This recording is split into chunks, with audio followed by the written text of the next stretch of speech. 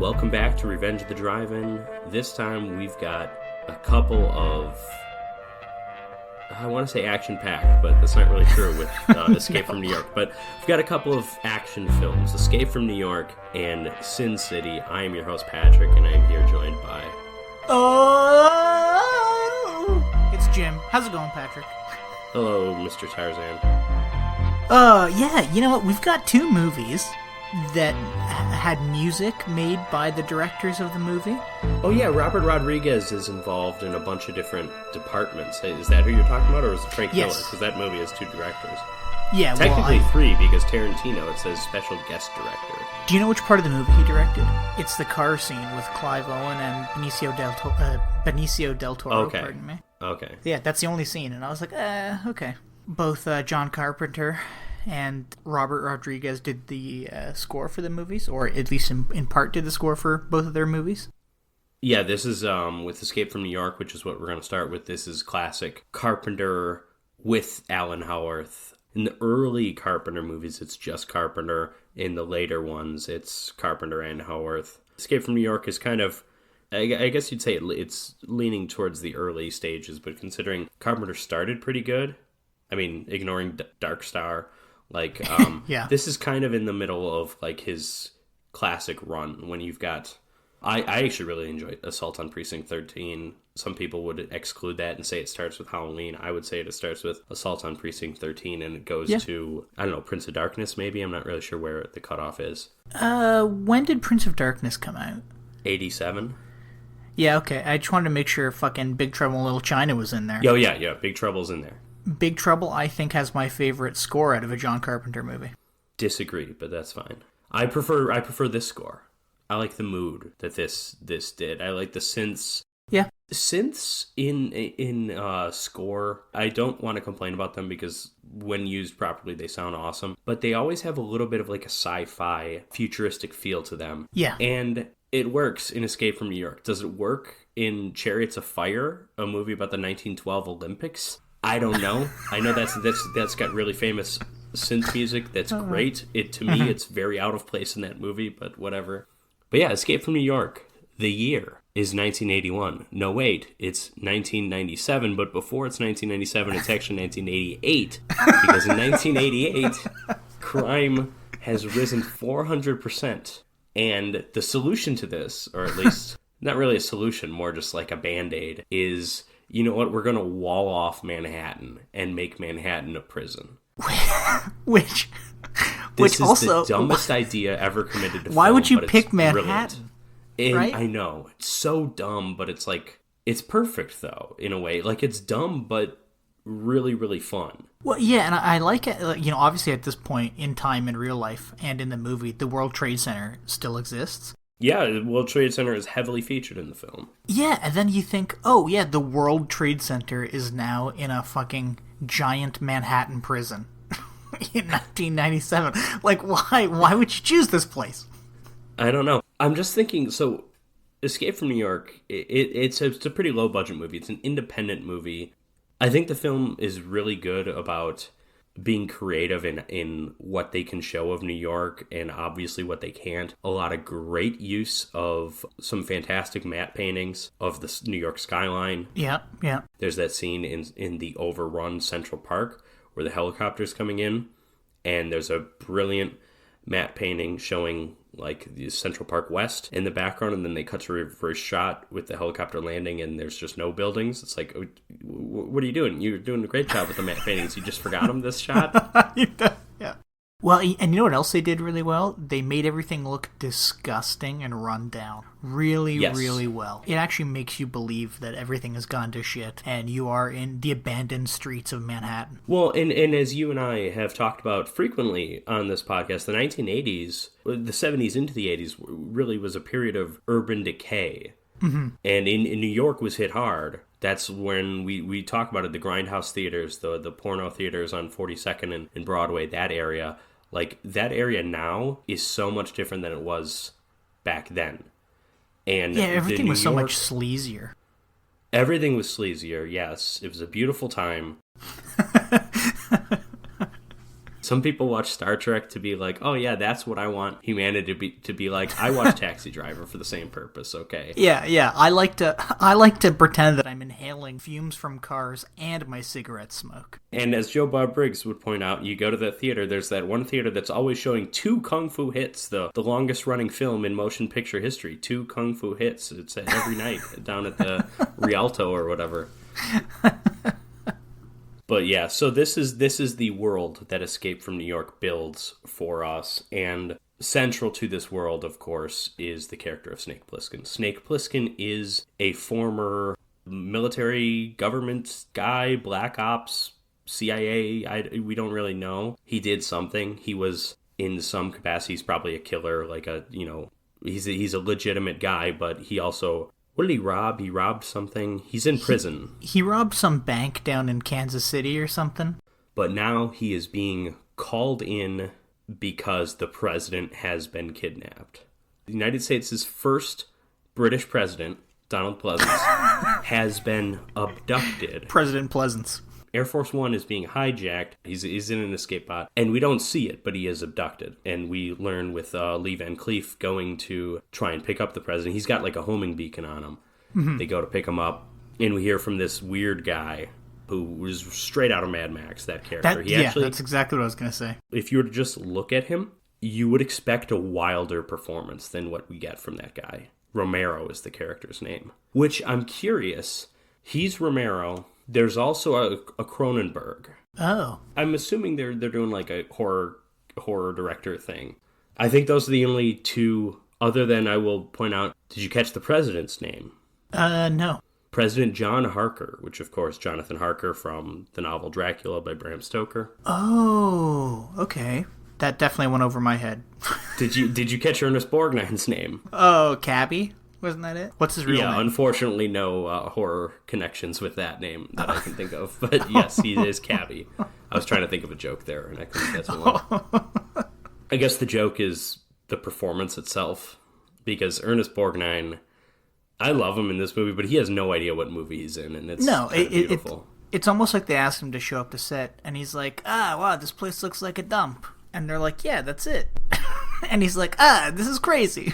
Well, you always wonder with like a veteran actor like that who's past his prime, who's in this low budget, kind of schlocky, kind of exploitation-y movie. Pleasance has worked with Carpenter before, but you wonder with some other actors, and it's like Ernest Borgnine, it's a it's a steep drop off from Marty, and he doesn't know what he's doing, and so he's just gonna throw Molotov cocktails around and listen to jazz music, and he should have lived up to his last name and said no, Borgnine, Borgno, He should have said assimilate this. That was good. That was good. I like that.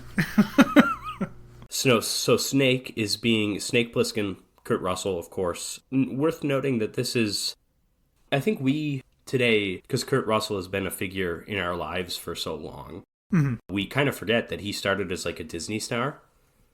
And I don't mean like the Mickey Mouse Club, like Justin Timberlake. He's not out there dancing around with Christina Aguilera or anything. But yeah. He was in like the early Disney movies, like the Haley Mills type movies, and yeah, wasn't he a kid actor in He was a kid actor. He kicks Elvis in the shin in It Happened at the World's Fair. That is true. That's verifiable. Okay, yeah. And then he's in these Disney movies. He's actually a lot older than I thought he was when he's in these. He's like 18, 20. He's like 18 or so in The Computer Wore Tennis Shoes. He's like 20 in, what's the one with Devil Dan? I remember loving that movie as a kid. I can't remember what it's called. It's a movie, but there's a chimpanzee in it. Oh, The Barefoot Executive. That's it. Oh, never mind. Yeah, I thought he's you were about 20 years old checks in that movie. Yeah, well, Dunstan Checks In is a classic. That's an orangutan, though. Yeah. I also loved that movie as a kid. I had notoriously bad taste as a child. What can I say? Why do you think we're doing this podcast? I mean, to be fair, I did not watch Escape from New York as a child, but... So Kurt Russell... This was his image. Kurt Russell was family-friendly young man. I was thinking kid actor. He did start as a kid actor, but like these Disney movies, he's a young man. Escape from New York was really his first foray into films for adults. The exception being obviously the Elvis TV movie, which came out a few years earlier, but it's a TV movie, which, by the way, is amazing. It is one of John Carpenter's best movies, I think. I think it's very, very good, but no one's seen it. But yeah, so this is like a huge role for Kurt Russell because he reinvents himself here. He's not only does he establish himself as a Carpenter regular, and he would go on to do The Thing, and of course your favorite, Big Trouble in Little China. But this is kind of his career. I guess he always did other things. He did Overboard and stuff with Goldie Hawn. Like, he wasn't all like action, sci-fi, horror, but he could play the tough guy from now on. No one would have thought of him as being able to do that before this movie. So big movie for Kurt Russell. And this Snake Plissken character, such an enjoyable character. He's kind of doing a Clint Eastwood, which is, if anything, made more noticeable when he's acting alongside Lee Van Cleef. Clint Eastwood's famous co-star from For a Few Dollars More in The Good, the Bad, and the Ugly. But he's kind of doing that, like, yeah, I'm going to talk kind of low kind of thing. He's doing more of a Dirty Harry than the Man with No Name. The Man with No Name kind of talked like that too. But yeah, you're probably right. That's probably fair. But he's basically this scumbag, like borderline anarchist. Like, he doesn't care about anything. Like, when they tell him the president's been kidnapped, he goes, the president of what? Like, he doesn't care. He is not driven to do this mission to save the president by any sense of civic duty or any sense of wanting to be a hero. He is doing it because he is being coerced into doing it, and of course the possibility of release. But also, like, they inject him with some capsules or something that are going to burst in his veins or his arteries in 22 hours if he doesn't come back and have them not removed. They have to, like, spray him with something or inject something else or something. They've got to x-ray him to neutralize him. That's it, yeah. Important background here. The U.S. is at war with China and Russia, or the Soviet, I think they still call it the Soviet Union. And the president's on his way to a peace talk in Hartford, which you'd think they'd find a better place than Hartford, Connecticut, but he's on his way to that, and he's got with him a briefcase. And initially you think, okay, it's handcuffed to his wrist. It's the classic briefcase. This is the football, right? This is the nuclear codes. But no, he's got a tape that's going to help the greater good of humanity, and it's going to bring about peace. It's basically a MacGuffin. Yeah, and I'm not even sure what's on the tape. We hear it briefly, and I'm like, I don't understand what I'm listening to. I think it's some, like, it's some nuclear fusion thing, I think. I'm not 100% sure, but yeah. The point is, as they explain to Snake, it's basically like, it's the future of humanity. And it's like, you save the president. Sure, you save the president. That you save this, you save this country from grieving the death of this short, bald president. This egg-headed president, but we also can, like, save the world because, like, a war against China and Russia, we never see anything really outside of the New York, New Jersey / Liberty Island area, but presumably the world is chaotic. It's not good. Like, this is a world war, I assume. Yeah, sure. You seem very hesitant overall. Well, because I was just trying to think back, and I was like, well, we don't really see any military stuff other than all the police on the outside of the prison who act like a military. And then occasionally throughout the movie, Lee Van Cleef references Leningrad when he's talking to Plissken. He's like, just like Leningrad, eh? And you're like, Are they talking about World War II, or was there a more recent battle? No, yeah, it was a more recent battle because one of the things is when Plisken's going to get dropped off, he's given like a locator where if he gets into trouble, he can hit this button and it'll beep for 15 minutes and they can find him. So when he hands him this locator, Lee Van Cleef says, yeah, it's just like in Leningrad, eh? And Plisken's like, yeah, just like Leningrad. And you're like, what the fuck? Like, because he was like a soldier or something at one point, and he presumably fought special ops. Yeah, and he presumably fought in Leningrad, the World War III Leningrad. I don't know. To reference the narration that this movie opens on, it never mentions a World War III, but I can only assume that's what's going on if there's war with China and Russia. Yeah. Right? It's not like the U.S. is waging war against China and Russia, and Japan, the U.K., France, Australia are just sitting idly by, Oh, we have to mention, of course, his appearance. He's got the eye patch over the left eye. He's got, like, a black tank top kind of thing. This is not a black tank top movie. Don't let that confuse you. Yeah, and he's got a dope-ass, super worn leather jacket. Which he doesn't wear for too long. No. He's mostly in the sleeveless. Yeah, and he's got, like, camo pants. He looks cool. And, of course, Jim, you know my video game knowledge is borderline non-existent. But as I understand it, the Metal Gear Solid games, the character's name is Snake, and it's very clearly inspired by this character. I don't know if they match the look. You know, I was actually just looking it up, and yeah, his name is Solid Snake. Wait, Solid is part of his name? I know the games are Solid Snake or whatever. No, the games are Metal Gear. Metal Gear Solid. But Solid Snake is the name of the character. And give me a second. I went to Creation. They said that the name Snake in Metal Gear Solid comes from creeping up on someone silently like a snake. Like Elijah Wood? Yeah. Yeah, disgusting.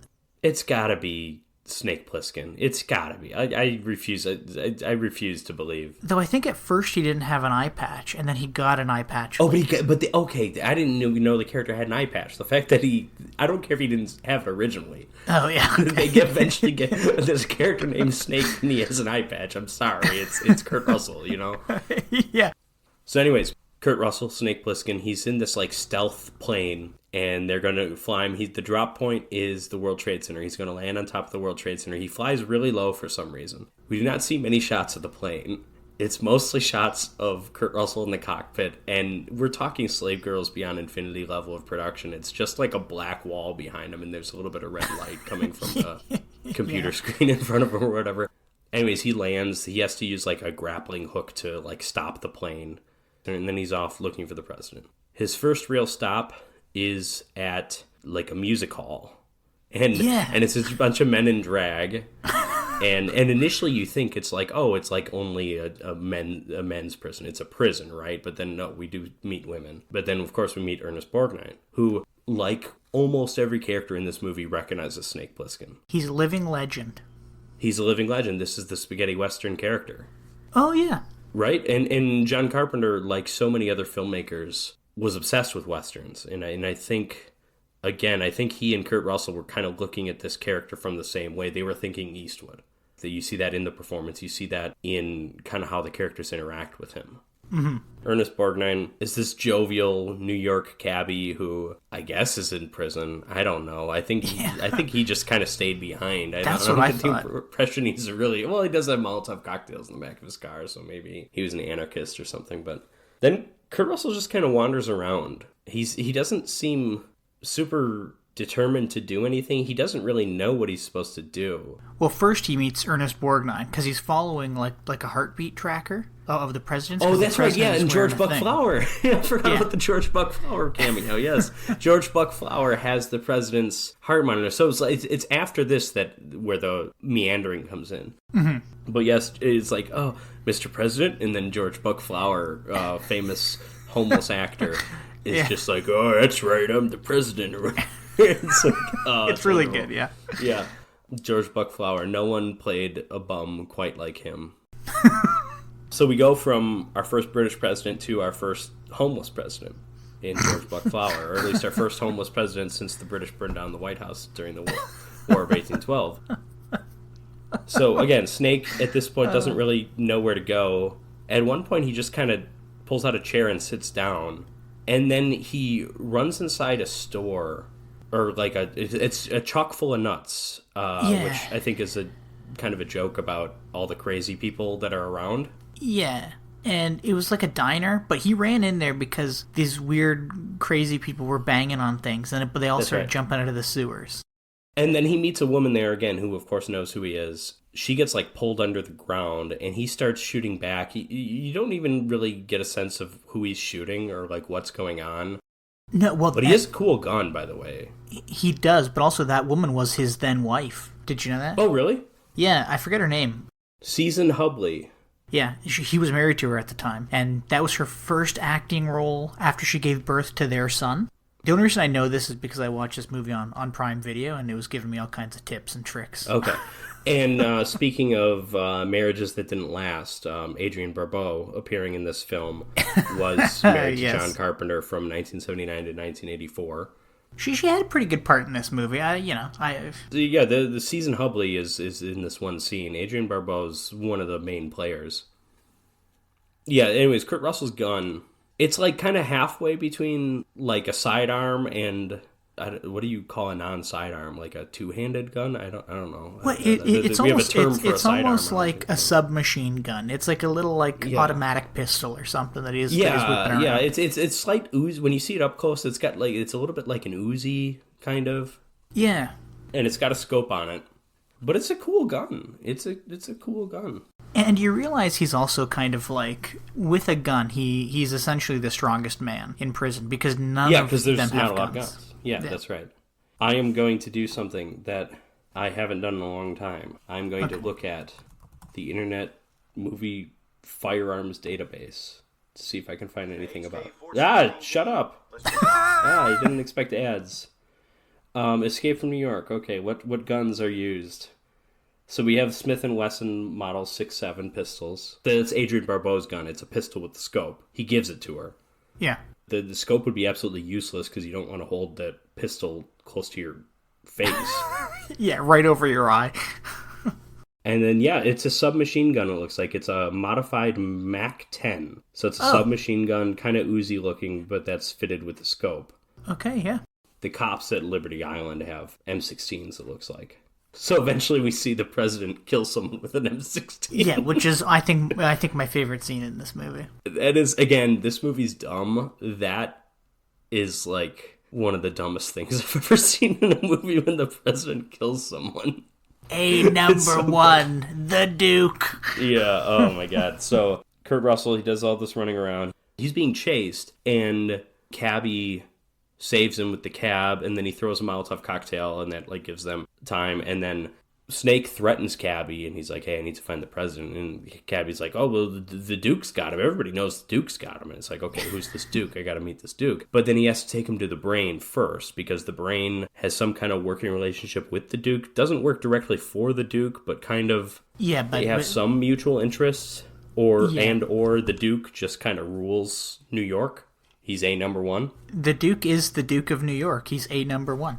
So the Brain, and I don't remember what's Adrienne Barbeau's name is Maggie. Maggie works for the Brain. Again, Brain knows Snake. Snake refuses to call him Brain. He calls him Harold, I think, or does he call him by his last name? I don't know. No, he calls him Harold because Harold was presumably part of the group of people that robbed this bank in Kansas City and left Snake to get caught. That's what he says. He's like, you didn't wait for us outside of the bank.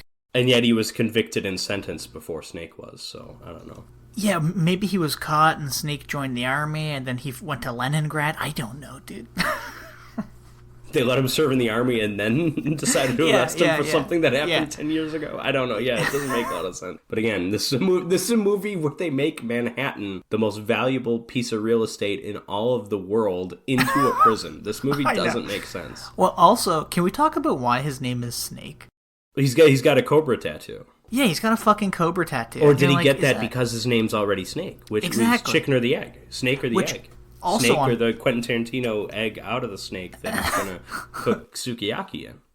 But anyways, somehow Brain has the plans. So part of what's keeping everyone on New York, or on Manhattan, excuse me, is the bridges have all been mined.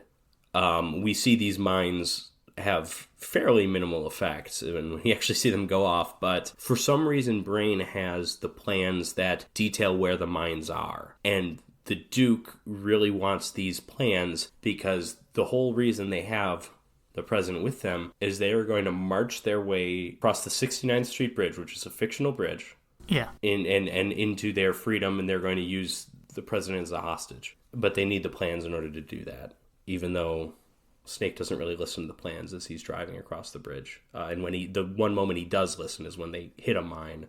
So I don't know how necessary these plans are. And then the Brain, he follows his own plans and steps on a mine. Yeah, that's true. That's true. Anyways, they're on their way to find the Duke, but they get chased down by a bunch of people. They also have to hide from the Duke when they see him. When they see him drive by, he's got a car that's outfitted with chandeliers. It's really cool. It looks like a classic pimp mobile. Yeah, it's like a big Cadillac or something with these two Yeah, it's a chandeliers. stylized pimp mobile is what I would call it. So they have to hide from him, but then they also have to find him, or they have to find the president, and he's being held at Grand Central Terminal, but they have to take Broadway, and they don't want to take Broadway. And he's like, why don't we want to take Broadway? And it's because there's a bunch of weirdos on Broadway who throw a bunch of stuff at the car. They jump on top of it. And then there's also this wall of cars that they actually end up reversing through. And they get through that. They get to the train terminal where the president is. But then Snake gets shot in the leg and they capture him. And, So then we catch back up the president. I like the performance from Donald Pleasance here. Very clearly tired and annoyed. And he's gone through some shit. We can see that. And he's like chained up to the wall, and he's got to say, "You are the Duke of New York, a number one." He's got to do all that stuff, or he'll get shot. All that stuff. They shoot at him a bunch of times and actually open up the briefcase and presumably take the tape. And then Snake, who's injured, he's got the injured leg, they put him in a big boxing ring or wrestling ring, and they're going to have him fight the Duke's champion to the death, like a classic gladiatorial thing. They start with just baseball bats. Mm-hmm. But then eventually graduate to baseball bats with nails on them, like the classic zombie weapon. And the guy Snake is fighting is twice his size, of course. Although, still like my odds for Kurt Russell here, because Kurt Russell, of course, can handle a baseball bat. He is a former minor league baseball player. Oh. Well, you know what Donald Pleasance was, I guess. Was a baseball? No. His head? No. No. His head is perfect basketball shape. I read an interview of his about this movie, and he was a former POW in World War II, and he said I was going to say, because that's what he is in The Great Escape. He was in real life, too. Okay. Yes, yeah, and he said that he drew on inspiration from those real-life hardships to play the the part of the president being chained to the wall or tied to a chair. Interesting, because I actually find those scenes, I do genuinely, I laugh about Donald Pleasance because he's not really disguising his English accent too well, but he's good in those scenes. He's a good actor. So that's great, but this fight with the baseball bats, they do get trash can lids as shields. And, which is pretty awesome. And while this fight is happening, the Brain and Maggie go to Romero and say, hey, we got to speak to the president. We got to get something from the president. He's got cyanide pills. We're worried he's going to take them as they march across the bridge. And then they shoot him and all of his men, and they free the president. And Kurt Russell eventually wins his fight. Baseball bat with nails to the back of this giant man's head. And Kurt Russell notices his bracelet that has the little 15-minute distress monitor thing on someone else, and he presses that button so that Tom Atkins and Charles Cyphers and Lee Van Cleef, all those guys, can see where he is, and they can go send someone to help him. Word gets out to the crowd at this gladiatorial arena that the president's gone, so, all hell breaks loose. Snake races back to the World Trade Center to find the president, Maggie, and Brain all on top of it, but then just a bunch of Mad Max looters dump the plane over the edge of it. So it's like, okay, we can't use the plane. Hey, Brain, let's take your car. But hidden inside the car's trunk, or hood, is one of the Duke's men, and so the Duke seemingly has them captured. We haven't mentioned who plays the Duke, by the way. It's Isaac Hayes, legendary songwriter, accomplished recording artist, of course. Hot Buttered Soul, one of the best soul albums ever. The music from Shaft. Oh, yeah. He is only the third African-American to win an Academy Award in a competitive category. You had Hattie McDaniel for Gone with the Wind, then you had Sidney Poitier, and then it was him for Best Original Song, theme from Shaft. Wow. It's kind of crazy. Great song, by the way. You're damn right. Anyways, where were we? Oh, so you mentioned Snake's kind of the only one with a gun. Yeah. But we do get crossbows, because the guy hidden in the hood has a crossbow. Mm-hmm. And Snake is able to free them by, shooting something that kind of sends off steam. And they're able to take Cabby's car. Cabby's there, but they just shove him out of the way, and Snake drives. And they keep telling him to slow down because, the mines and everything. And Brain, who we haven't mentioned, is Harry Dean Stanton, of course, classic character actor, giving him directions, but Snake's not really listening to them. And the Duke of New York is giving chase in his pimpmobile. And Yeah. they eventually hit a mine. As I mentioned, the mine's relatively minimal effectiveness, but this one does blow the car in half, and Ernest Borgnine, cabbie, dies, unfortunately. This reminded me a bit. I don't know why. I mean, I do know why, because it's a washed-up elderly actor, but it reminded me of Winston's death in The Mummy. Oh, I know. Right? I kind of thought Where the it's same just like thing. we made it through all this crap, and then it's like, oh, everyone's okay, and then it's like, oh, Ernest Borgnine's dead. Yeah, except Winston went out in like a blaze of glory. Like it was. Oh man, what a character! Dude, he was such a great guy. Again, stepping the in that best. fountain. I would have loved to hang out with him. Yeah, and again, I don't know why they made him a World War I veteran when he would have been about 70 during World War I. in that movie. I know. It's like, yeah, because didn't the movie take place like 1922 or something? Yeah, it's like the 20s. He would have been like a Crimean War veteran or something. You think he's out running the Red Baron? No, he's stuck on the ground. Anyways, they continue on foot. Harry Dean Stanton, of course, steps on a mine, blows up, and then Maggie stays behind, and she takes Snake's gun, and she's able to shoot into the Duke's car as it approaches, and so the Duke's car crashes into a car that basically crushes her. Mm-hmm. Snake gets to the wall, with the Snake and the President get to the wall, and I guess it's like a 50-foot wall, and they have to slide down a harness. The President, of course, goes first, and they pull him up. And then the Duke comes, and the Duke's got a gun. He's shooting at them, but then a couple of armed soldiers or armed cops on top of the wall with their M16s fire back, but they both get shot. And it looks like they're not even going to send the harness down for Snake. It looks like they're just going to abandon him. But then the President of the United States picks up his M16 and shoots the Duke of New York to death while screaming, "You're the Duke of New York! Hey, number one!" It's so great.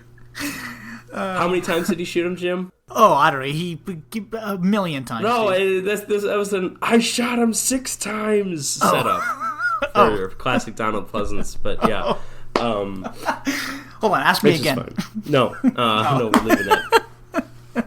And they end up pulling Snake up, and that one scientist guy is like getting ready to go do the X-ray thing on Snake, literally in like the last seconds of the 22 hours that he had. But Lee Van Cleef stops him and insists that he gets the tape first, and he gives him the tape, and then they X-ray him. And I guess I missed a crucial detail about the tape earlier, but we'll get to it. So Snake is safe. He's now a free man. Lee Van Cleef actually offers him a job and says, like, hey, we make a pretty good team. But then he just walks off. And he actually goes to see the President. The President, they're giving him a shave, and they're, like, making him up and stuff because he's going to go on, like, a live press conference. Or he's going to, video into this Hartford summit with an inspiring message of peace, which is what's on that tape. Snake comes up to him, and he thanks Snake, but then Snake says something about, like, we lost a lot of people helping you along the way. And the President isn't really sincere about feeling bad about those people, and he's just like, oh yeah, I'm very grateful to them too, or whatever, Yeah. So then Snake just, like, walks off, and he's just like, okay, that's fine, whatever. And then as he walks off, then, of course, the live press conference thing starts, and that's when he plays the tape, but it plays big band jazz music. It plays Ernest Borgnine's favorite cab music because Yeah. Snake had switched the tapes in the cab, and Snake pulls out the actual tape and rips it apart. And that is how the movie ends. So, Escape from New York. Jim, what are your thoughts? Well, it's a fun movie. yeah, like It's a great fun ending, movie. by the way. Great ending, but I was kind of like at the ending because the President does seem relatively genuine. He seems genuine to Snake, but he seems like he doesn't care about the others. But I will also push back a bit, though. It's like he's talking about, like, oh, we lost, like when Snake says, like, oh, we lost a lot of people along the way. It's like they lost 3. Yeah, and one of them is Ernest Borgnine, 1 foot in the grave already. Like, I don't know. Yeah, it's not like he was actually their friends. You know what I mean? That's another thing too. I do feel like the Snake. I think it's perfectly in character for Snake to bring the President back and just, like, walk off and just not care. I think it's weird that this seems to be, in particular, what kind of sets him off. I think that seems out of character to me. And if the tape was something that is supposed to benefit the whole of humanity and end up this possible World War III that's happening, then you'd think he'd just be like, yeah, here's the tape. Sort it out. Goodbye. Yeah, because that could still be in character, too. It's like, yeah, I still don't care, but here it is.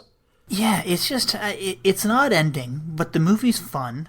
It does feel a little slow and aimless. It's very slow. It's very slow, and at times it's very aimless, yes. Yeah, and I'm really thinking about that whole bit after he finds George Buckflower. And then just wanders around almost getting eaten by cannibals and things, you know? You're just like, why? Why is this happening?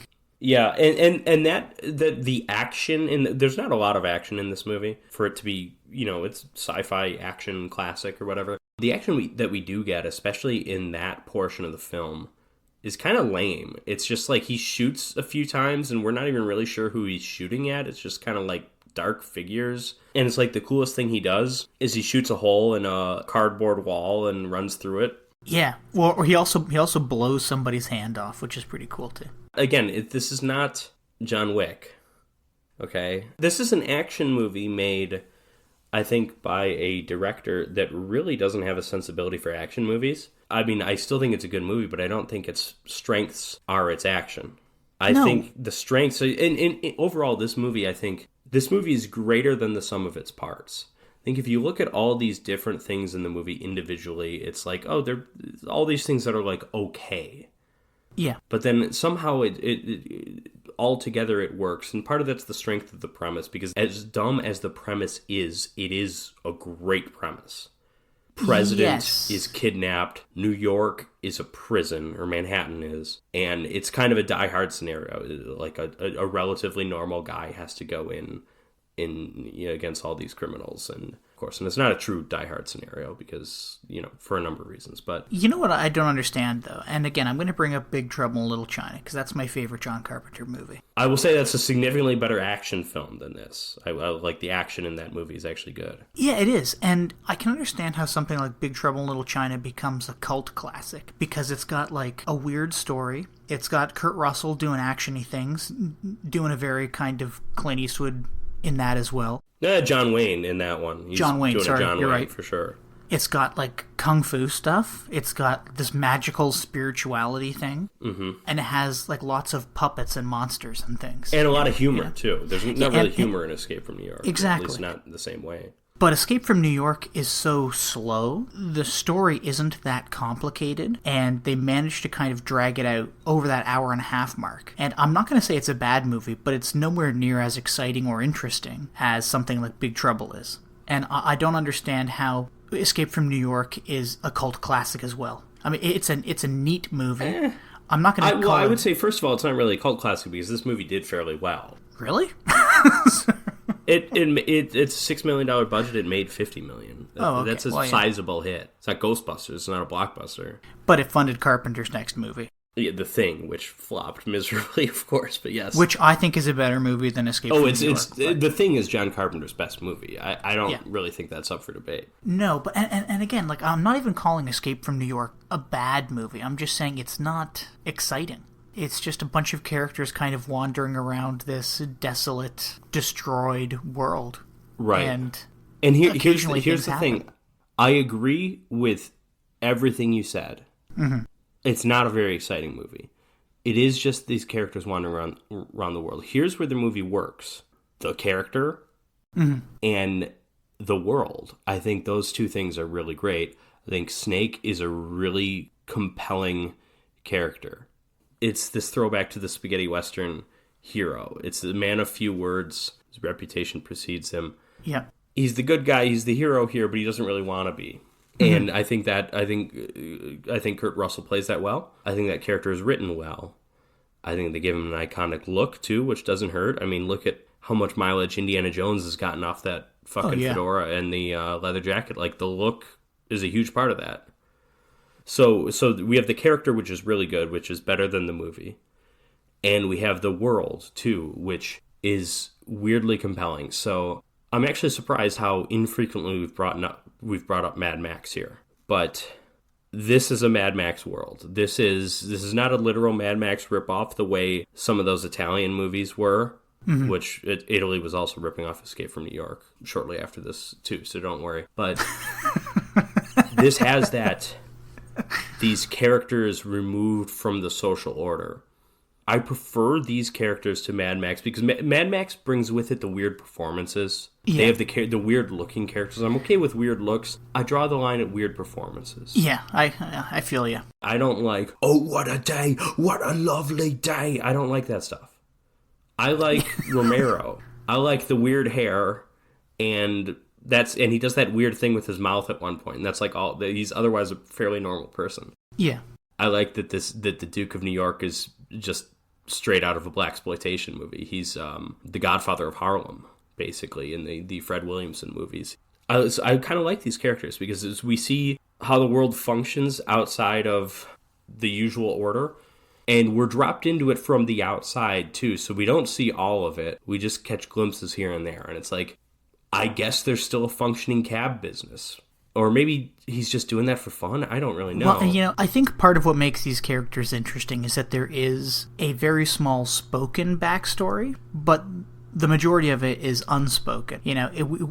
We do not learn their backstory. I mean, at Cabby at one point, he says, "Oh, I've been driving here for 30 years." And you're like, well, why are you still here? Did you commit a crime? What's happening? We just have to go with it, right? Just like Pliskin. He was in Leningrad where he had a tracker. Why was he in Leningrad? Why was he given a tracker?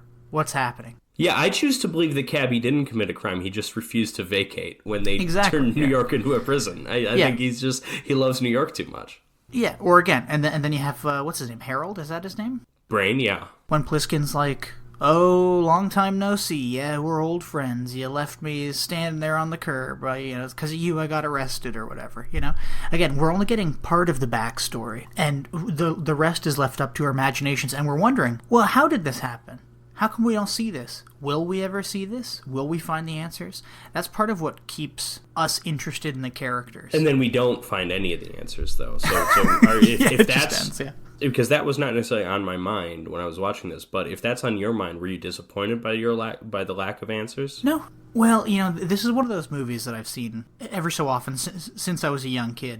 Because I know what the movie is and how it ends, I've never really been disappointed. I mean, as a kid, I might have been a little confused, but I've never been disappointed by this movie. But I'm wondering, if that is the way somebody could feel if they're watching this for the first time as like a 30-year-old, How come these things weren't fleshed out? Why am I asking these questions? I don't understand. Well, in the way I view this movie, too, is I think this is just a very...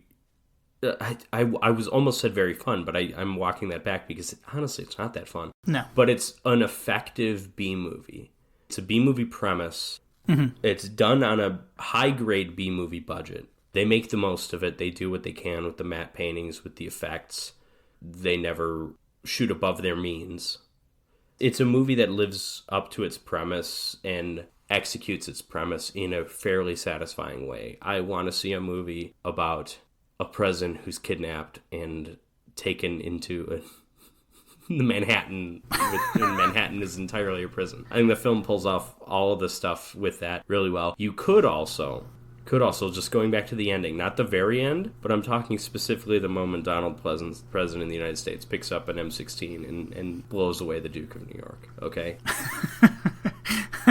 You could look at that as satisfying ending to a B movie. This is such a dumb movie, and sure, the President of the United States is going to pick up a gun and kill someone because that's just like, why not?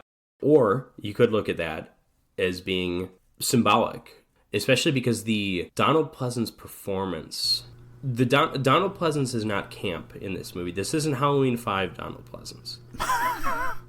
He's committed to the material. The scenes when he's being tortured, he plays that resolute, mm-hmm. but terrified.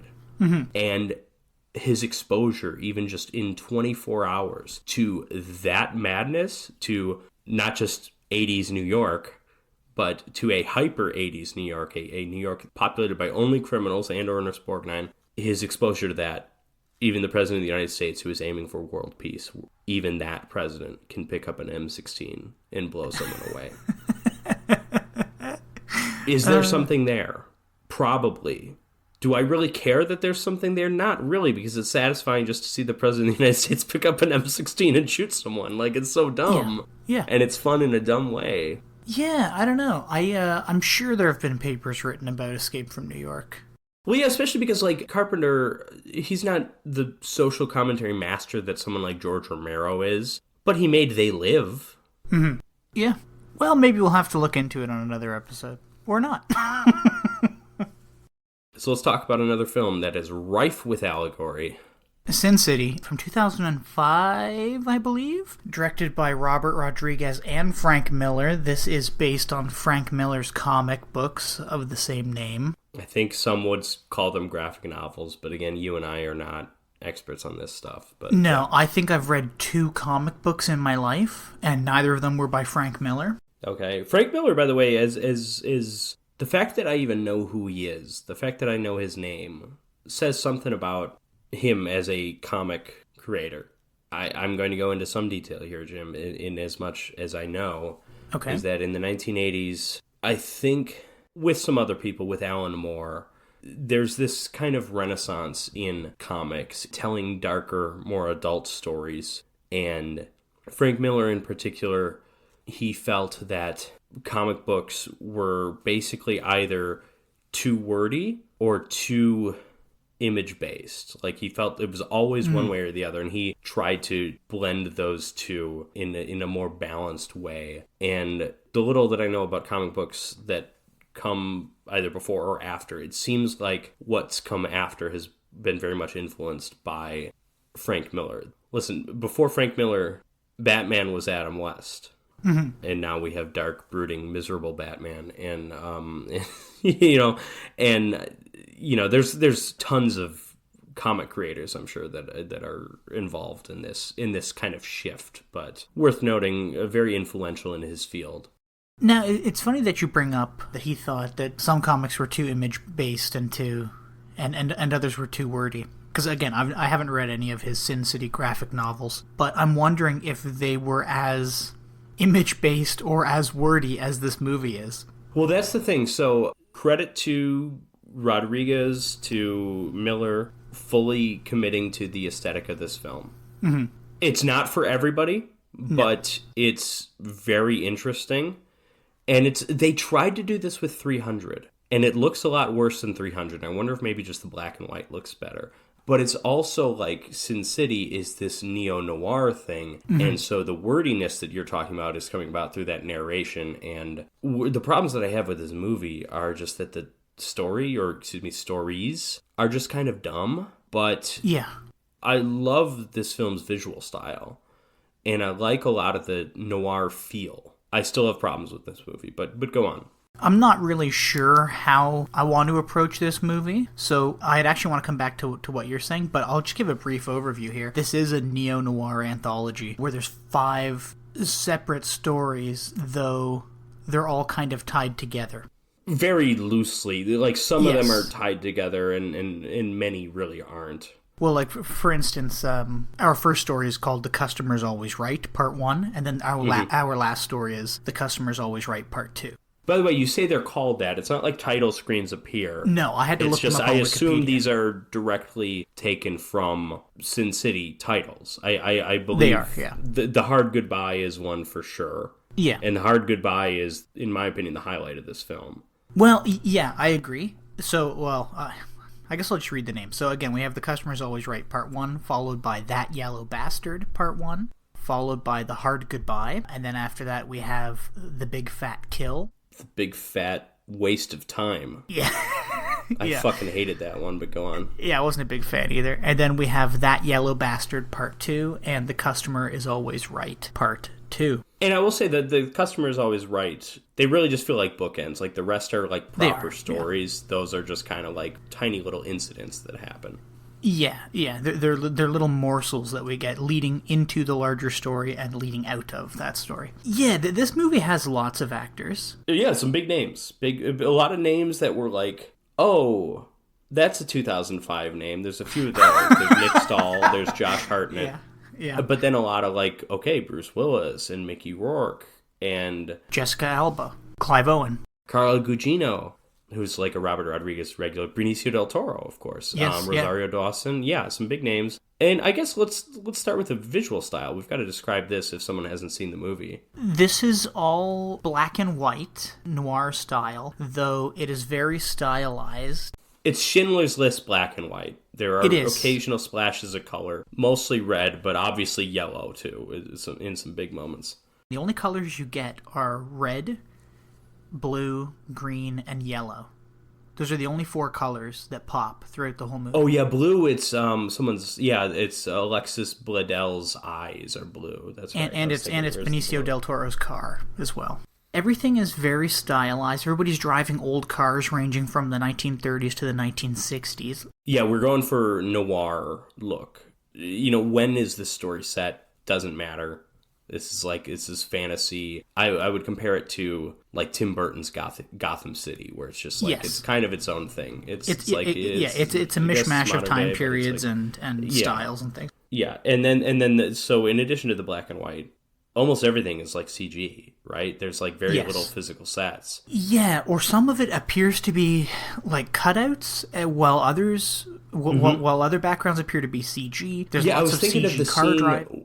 Of the scene when the yellow bastard is getting out of the car and we have the silhouettes of Bruce Willis and Jessica Alba inside the motel, and it's like that looks very, very artificial. Yeah, and again, it's really hard to tell because it's not just that everything's black and white, because I don't think it was filmed in black and white. I think everything was color graded. I would guess that's the case, yes. Which makes it really hard to distinguish between what's real, like what's an actual physical set and what's CG in the movie. I think that's what works, as opposed to something like a Star Wars prequel, which this was the era of the Star Wars prequels. Everything is blended far better. Yeah. Actually, I was having a conversation with a friend today, and actually your name came up, Patrick, because I was talking about how I had to record this episode of the podcast tonight, and we were doing Sin City as one of the movies. And he said, "Oh, I have a friend who loves Sin City. She thinks it's one of the best movies ever made." And I said, "Okay, relax." Yeah, let's calm down. I mean, 8.5 exists, Yeah. And pieces. I said, you know what my problem with Sin City is? It's the same problem that people have with anime. If you don't like the style, it's hard to get into. Yeah, okay. I see where you're coming from with that. And I ended up liking the style, maybe in spite of myself. I don't know what, like, 'cause this is the second time I ever saw this movie. First time I saw it, it was on Netflix or something, and I was like, yeah, I've heard a lot about it, let me watch it. Mm-hmm. I don't care about comic book movies, I don't know what's going on. And then the style just kind of grabbed me. I'm like, I like this. I like the looks of this. Because the classic noir is black and white. Mm-hmm. And then this is that, but with splash of comic book. I want to say this is a colorful film, even though obviously it isn't. But it's like this creative visual element, which is that blending of CG and physical sets that makes it seem colorful, even when it's not. And it still has like all the great, beautiful black and white, dark shadows and stuff. Yeah, even there's lots of points in the film where characters are in silhouette or some things are colored white when they shouldn't be, if you know what I mean. Elijah Wood's eyes. Like Elijah Wood's eyes, yeah. Or Becky's necklaces. Something I'm just going to say here. First of all, like, a big cast, a lot of big names. Lots of big tits. A lot of gorgeous women. And also just, like, Frank Miller, Robert Rodriguez, I don't know if it's the black and white, if that's the actual style. These guys know how to shoot gorgeous women. I don't know what it is. It's so many shots. I'm thinking of Carla Gugino when she's naked she's in the bathroom. Beautiful.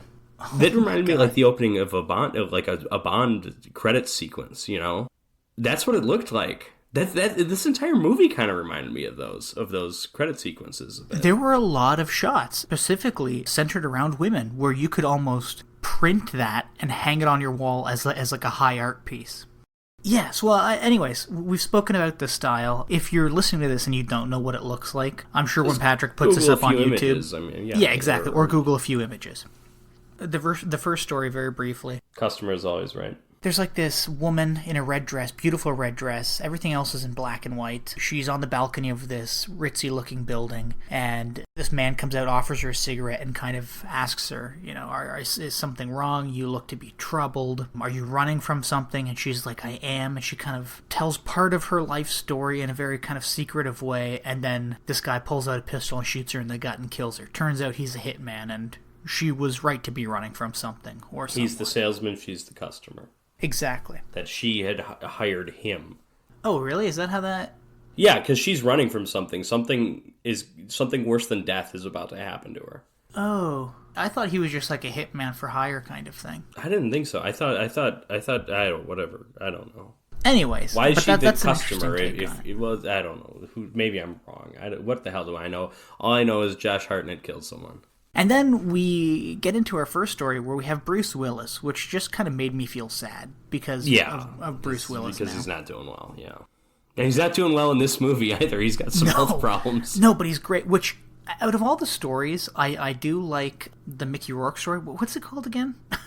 The Mickey Rourke one, yeah. Yeah, I like that one the most, but I like all the stuff with Bruce Willis as well. I like the Bruce Willis performance. I think he's a perfect match for the intentionally old-fashioned, noirish narration. I think he's perfect for that. When other characters use the 40s, 50s dialogue, it does not sound as good.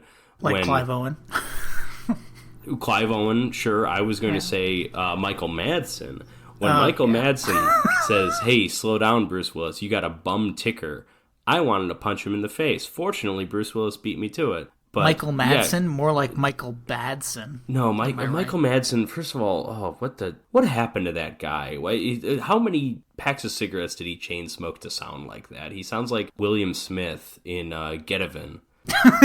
And, oh man. It's, well, also, as a person, he looks like he's melted. In more recent years. In more recent years. I was going to say that could be the Sin City style. I don't know. Because Nick Stahl is not looking too good either. But no. So Bruce Willis is this cop named Hartigan. He's about to retire. Classic early retirement. It's being forced on him, but he's going to do this one last job. And it's kind of being forced on him, too, because of all of his health issues. He's been diagnosed with angina. He's got a bum ticker. Yeah, and like you said, Michael Madsen tells him to, relax, to give up the chase, and Bruce Willis clocks him right in the fucking face and knocks him out. But this one last case that he's working on is to catch, this serial rapist, this serial child rapist. Yeah. He's actually hunting down this 11-year-old girl named Nancy. Well, he's hunting down the kidnapper of the 11-year-old You're right, yeah, girl, you're right. Sure. He's looking for the girl. Yeah. It takes a very dark turn. Yeah. So they're on the docks somewhere near the water. Probably Manhattan. Probably. Oh, yeah, it's Basin City is the name, and hence we get Sin City is just the shortening of that. Yeah. Well, he's on the docks, he's looking for this little girl, and he comes across some bad guys, and he starts killing them, but almost Nick immediately. Offerman. Yeah, no, wait, yeah? Yeah, Nick Offerman is like Schlub or whatever his name is. He's one of the... Yeah, but he's later. He doesn't kill him. He knocks him out. Oh, okay, yeah. But he does catch up with this child kidnapper / rapist, and his name is Junior Rourke. Rourke is his last name. Junior. Yeah, played by Nick Stahl, one of the most 2005 people who's ever lived. He's John Connor in Terminator 3, and not anything else of note that I can think of, certainly. Ever. Anyways, Bruce Willis catches up with him, and he shoots his ear off, and then his hand off when he's reaching for his gun, and then he fucking blows his nuts off, which is pretty cool. And again, the blood splattering here, it's like glow in the dark. It's not colored. It's white, right? It's really neat because they do that for blood in a couple of these stories. They do it for the Band-Aids on Mickey Rourke's face after his motorcycle accident. I mean, after. I remember, I gotta tell you, the first time I saw this movie was maybe 2010, and I was watching it with my mother. And when Mickey Rourke comes on, my mom goes, "Oh my god, what happened? Is that Mickey Rourke?" And she goes, "I can't believe that's his face. Oh, he's so disgusting." To be fair, it isn't, but I know, but she thought it was almost as bad. Brilliant. Yeah. Bruce Willis is dealing with Junior, and again, he's blown his manhood off, or in his words, he's taken away one of his weapons. He takes away one weapon, then he's going to take away the other. I think we get that narration. He's in the process of saving this little girl, Nancy, when Michael Madsen comes up behind him and shoots Hartigan in the back. And he was a bad guy all along. Because he's a crooked cop. This is one of those movies. It's like, every cop is on. Clive Owen, when he's getting pulled over, there's always a chance it's one of the few honest cops in the city. Every cop is crooked except for Bruce Willis, basically. Yeah. Well, Michael Madsen flees the scene before the non-crooked cops show up, and as Hartigan's laying there on the dock dying, he seemingly dies peacefully, knowing that he traded his life. To him. Yeah. He, an old man dies, a little girl lives. Seems like a fair trade-off or something along those lines. Exactly. Yeah. And then we cut to our new characters in the hard goodbye, this portion of the movie. And we've already spoken about him. Mickey Rourke. You already said earlier that this is your favorite. Got a face made of wood or something. My God. I don't know. It's so awesome, weird. Though. It's cool. It's like very good makeup. Marv, if you look him up and just like Google image him, he looks the exact same. And that's what I was going to say. The fact that they make such a specific decision to give him this face, this isn't Mickey Rourke's real face, is like obviously it's stripped straight from the graphic novel. Mm-hmm. And again, it's impressive. His character, he's like this down on his luck, really ugly, beat up dude. Ultimate cynic. Yeah, and he's seemingly unkillable. He gets hit with a car 3 times. He gets shot a bunch of times. A few moments in this is like, does he have superpowers? I don't like he's this. kind of like a smaller, like uglier Hulk. Exactly. Yeah. Yeah. I like we were both going to that same. Yeah. We were both going to that same route. But he's more sensitive. Obviously, he does have a personality. And we start with him. He's getting his Hulk smash on. He's he's in bed with Goldie, a woman that he later learns is a prostitute. She's absolutely gorgeous. Her blonde hair is on display in this scene, and I think they're red bedspread too. So that's kind of neat stylistically. But when he wakes up, he rolls over and he finds her dead. And the cops are on their way to his apartment to arrest him, which he immediately knows he's being set up because he just woke up and found her dead. How do the cops know that she's dead? We do see a figure with white eyes shining through his glasses open the door.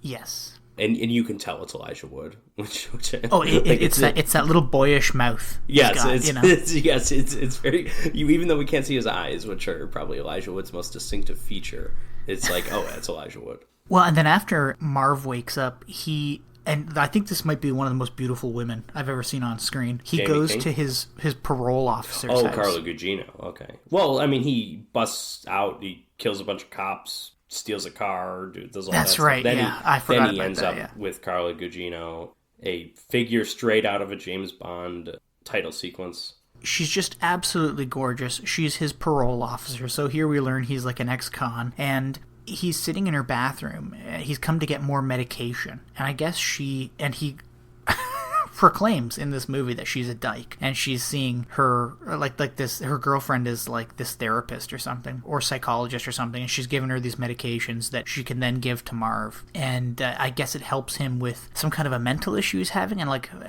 hallucinations.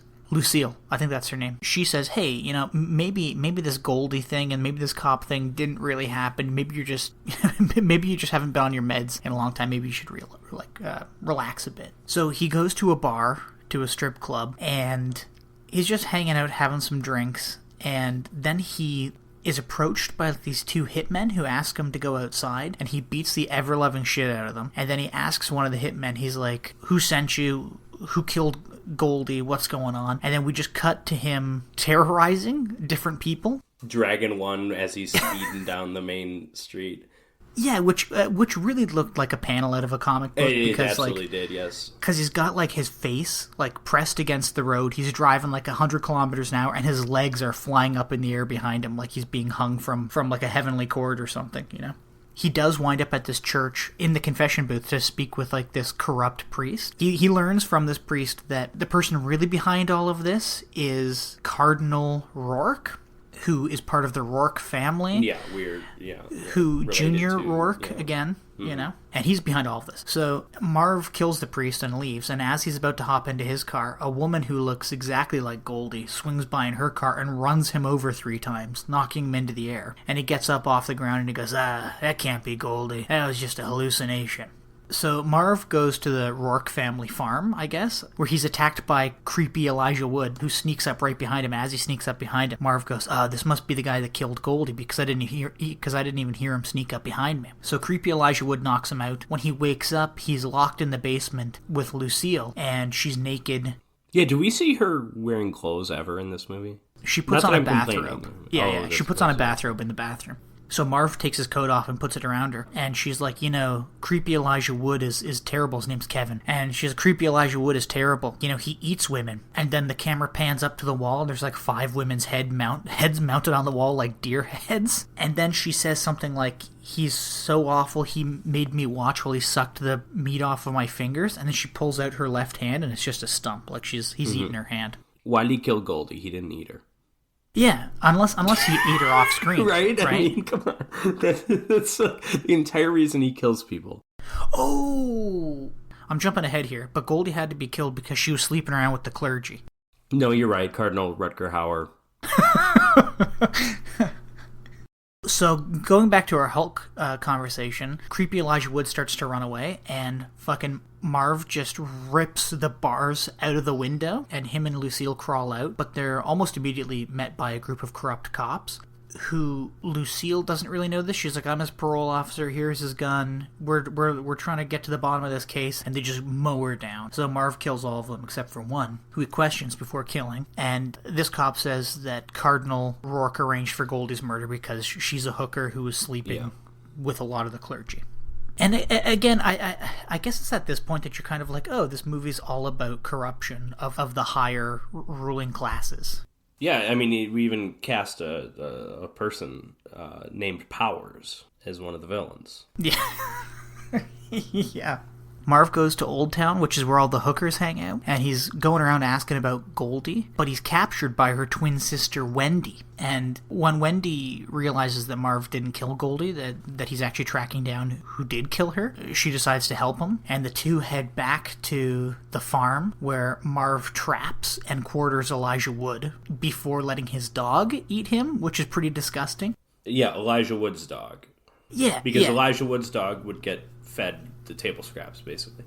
Yeah, and this scene always creeped me out as a kid, and it still creeps me out today, when, like, Elijah Wood, he's tied to a tree. You kind of see just a headshot of Elijah Wood when Mickey Rourke is talking about him, and then the camera kind of cuts, and then we get to another shot where it's just his torso tied to a tree, but he's still alive. He's just missing his legs and his arms, and it's red, bloody stumps that are colored. And then the dog starts ripping away. It's disgusting. That's all you need to know. It's disgusting. Then Marv confronts Cardinal Rourke, who confesses his part in the murders. The most disgusting part about this, too, is that the Cardinal says, oh, well, we ate the hookers together. First off, nobody would miss the hookers, that's why we were killing them. But we ate them together because we consumed their souls. So, believe it or not, Marv kills the Cardinal. And then he's captured by a bunch of guards who break in. He's nursed back to health just to be killed. He's put in the electric chair, and it takes two jolts from the electric chair to kill him. He does get visited by Wendy before that, though, of course. Oh, that's right, yeah. And he calls her Goldie and then apologizes, and she's like, you can call me Goldie if you want, or whatever. Yeah, and then he gets electrocuted, and then he spits out a bunch of disgusting red gloopy blood, and he goes, is that the best you guys can do? And then they shock him again, and he dies. And we get a nice little zoom in on his eye, and we can see that there's something red in there. And as we zoom further in, it is the bed sheets with a dead Goldie on them.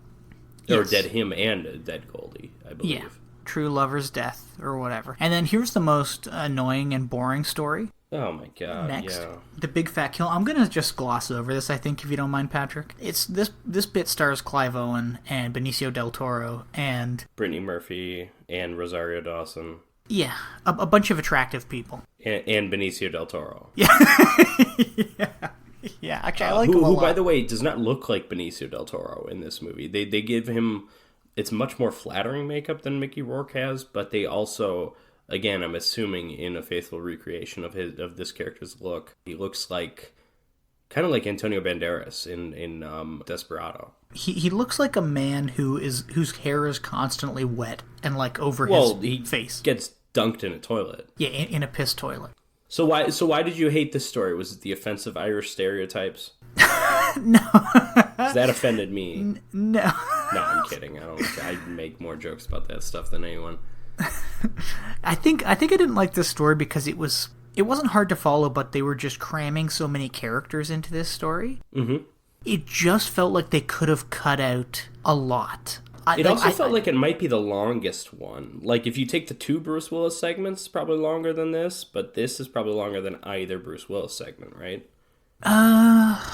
Yes. I'm just guessing. I mean, it certainly feels like it. But yeah, let's sum it up really quickly. We got abusive boyfriend, who's Jackie Boy, played by Benicio del Toro. Benicio del Toro. Girlfriend is Brittany Murphy, who we've already seen as the bartender at that strip joint. Mm-hmm. She's been sleeping with Clive Owen.